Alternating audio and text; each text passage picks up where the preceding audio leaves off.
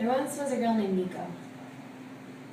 And Niko lived way up in a tiny little village tucked in the mountains with her mother and her father and her grandfather. And Niko's grandfather was a doctor, and he made medicine for the people in the village. And every day since the day she could walk, Niko's grandfather had sent her out on errands to collect special ingredients that he needed for his medicine. He'd send her out to get special bark and different flowers and different mushrooms and different things from the land that he knew would go into the medicine and help the people who were sick. And Niko loved her life. She loved wandering on the land, and from all of her years spent out on the land, she had become a keen tracker and had learned what plants grew where and what plants were edible and what were not. And she learned how and what the birds were saying. She could tell by their songs how they were communicating. And she would wander these hills and trudge high and low, and at the end of each day bring back what her grandfather needed. And one day, Niko's grandfather came up to her room, just as she was about to fall asleep.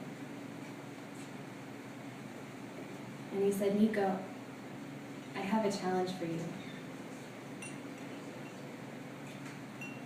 I need you to find the hair from the tip of a red fox's tail." Now this is challenging not only because the red foxes are extremely elusive, but also I've heard recently that there are hunters in this area looking for that same fox for their pets. And you must stay away from them. And Niko thought to herself and felt filled with pride that her grandfather would ask her to do such a thing, and she gladly accepted the challenge and fell asleep at night with images of foxes dancing across her dreams. And she woke early the next morning while all was still dark. She collected her things. She made her way out of the house to her favorite spot, the ponderosa pine tree up on the top of the hill. And she'd been visiting this tree since the day she was old enough to walk. And every day before she went out on her errand, she would go up to this special spot and she'd sit and she'd wait until she knew which direction to go. And as she crept up the hill, she quietly sang to herself the song her grandfather taught her when she was little. Little birdie,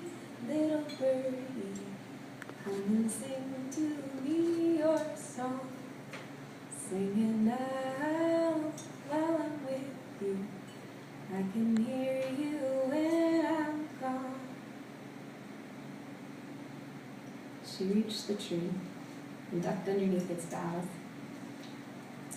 and rested her back against the spot where she'd been sitting all these years where the bark had worn smooth. She sat there listening to the silence of the early morning.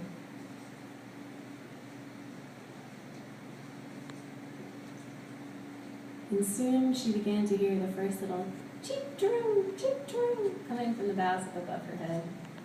And the cheep-troos turned into a beautiful morning robin song that she knew from all of her years, listening to this dawn chorus that the robins were using their song to mark their territory and let the other birds know where they were. And soon the junglers joined in with their companion calls, checking in with one another, saying, "Where are you? I'm here. Where are you? I'm here." And the towies joined in and the morning doves, and a beautiful chorus of birdsong filled the early morning dawn just as the sun was beginning to rise. And it grew and grew as the sun grew higher and higher in the sky. And then all of a sudden she heard it, chickadee, chickadee, chickadee.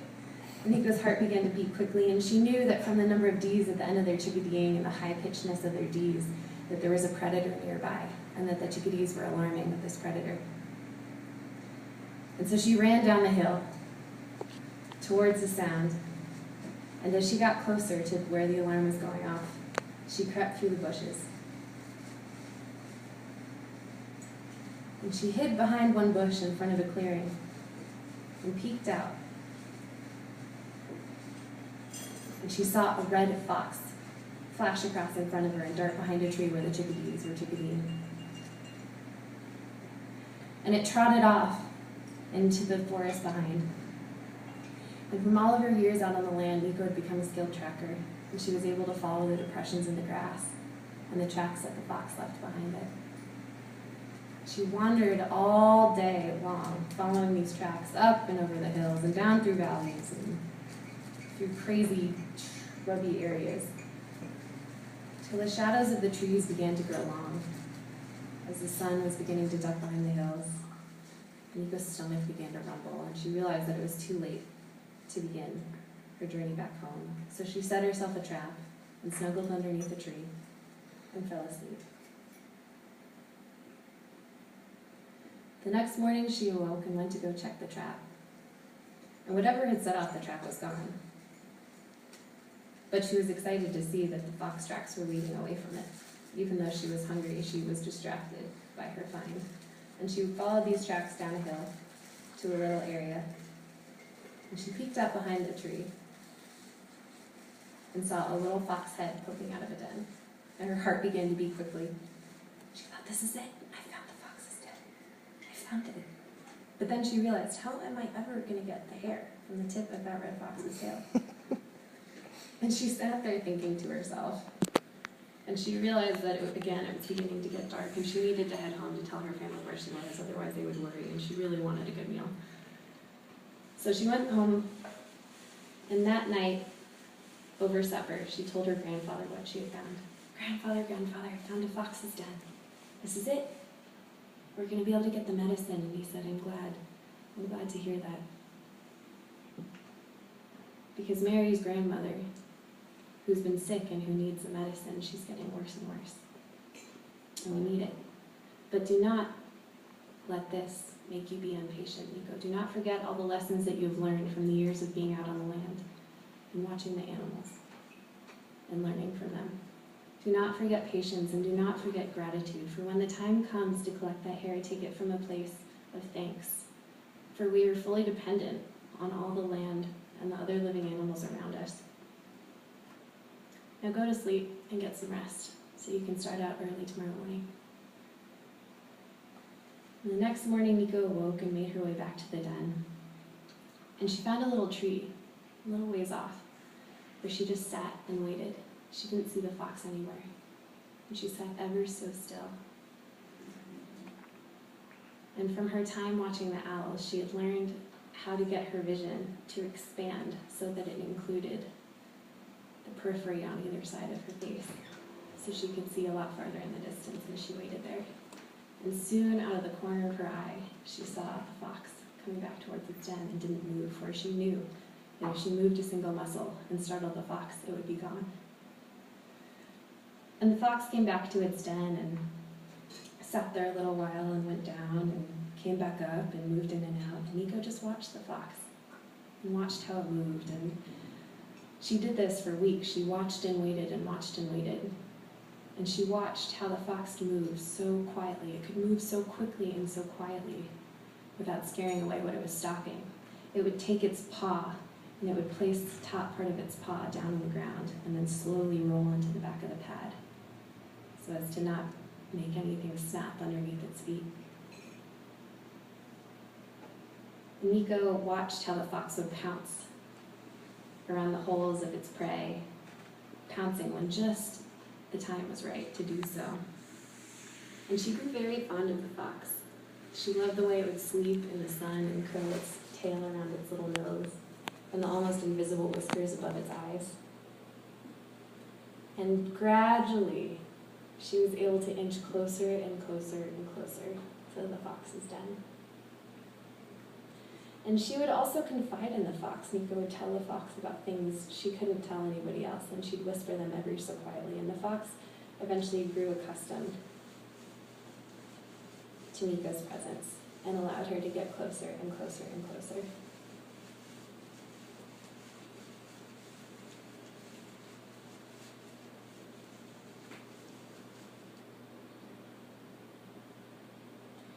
And one day when Niko was returning to the den, something felt strange.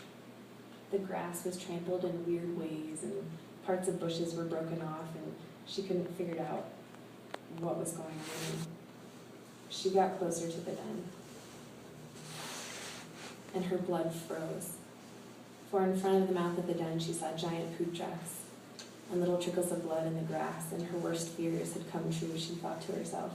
The hunters had come through this area and had found the fox and had killed it, and frantically she searched high and low, trying to track the drops of blood in the grass. But soon it began to rain, and she couldn't find them any longer. And devastated, Niko sat there crying in the woods in the rain, thinking about the fox, wondering if it had escaped, but knowing that it most likely had been taken. And it began to grow late, and she realized she must tell her family where she was, and so she made her way back home. She went up to her room,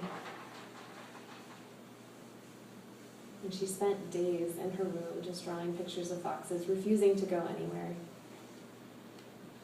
And Mary's grandmother's condition was getting worse and worse, but Niko's grandfather warned her that if she went out now, the hunters might still be around looking for other foxes, and it was not a good time. She remained in her room, thinking about the fox. Until one day, Niko's mother came up and said, "Niko, you must go outside. This is not healthy for you. You need to get out. Let the land bring you comfort. Go up to your special spot underneath the pine." So Niko made her way up and ducked underneath the boughs of the old ponderosa and curled up into a little ball, thinking about the fox and listening to the sounds of the forest. And just as she was growing tired and dozing off into a sleep, she heard a chickadee-dee-dee, chickadee-dee-dee, chickadee-dee-dee, and her heart began to beat quickly. She knew that this was another alarm call, and she was wondering what she always piqued her curiosity, what these alarm calls would mean. It could mean a fox, a coyote. And so she followed the sounds into a part of the land where she had rarely been, a thick, thick, thick scrub, brush of spruce trees. And she climbed her way through the tight trees, weaving in and out, trying to see if she could figure out what was making that sound. And as she got to a certain spot, she peeked out, and there was a little clearing in front of her. And she had to clap her hands over her mouth to keep from laughing out loud, for what she saw in front of her was two little baby fox pups, rolling around on the ground, playing with one another like puppies would play. And Niko was so excited to see the cutest thing that she'd ever seen in her life. And out of the corner of her eye, Niko saw something coming through the other side of the clearing. And she looked up, and it was the fox. And she put it all together and realized that the fox had escaped and had pups in the meantime and come to this area. And Niko, so filled with joy, watched the mom clean her little babies and the little family stay together as the babies suckled. And she sat there all day thinking about all those times that she'd spent with the fox and what she had learned from the fox and what she had been able to console in the fox. And it began to grow late, and the winds started picking up, and the sun began to set, and the last little rays of light were filtering through the brushes of the spruce trees. And the mother and her pups ducked back into their little den. And Niko was just thinking she'd be ready to go home. She was ready to go home, and she'd come back the next day. When she looked on the ground in front of the den and saw a little white hair from the tip of the fox's tail. And she realized that the moment had come for her to collect the medicine that her grandfather needed for Mary's grandmother. So she quietly walked out and reached down to pick up the little hair, and as she stood up, she saw the fox watching her.